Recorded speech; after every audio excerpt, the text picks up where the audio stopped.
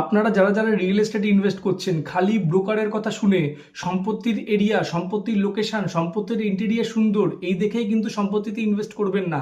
আমি আপনাদেরকে কটা ইম্পর্টেন্ট ডকুমেন্টস বলে দিচ্ছি, সেগুলো ভালো করে চেক করবেন, স্যাটিসফাই হবেন, তারপরেই সম্পত্তিতে পয়সা ইনভেস্ট করবেন, নাহলে কিন্তু ঠকে যাবেন। প্রথম ডকুমেন্ট যেটা চেক করবেন, that is sale deed. Number 2 chain deed. Number 3 পর্চা। নাম্বার 4 খাজনা up to date. Number 5 tax up to date.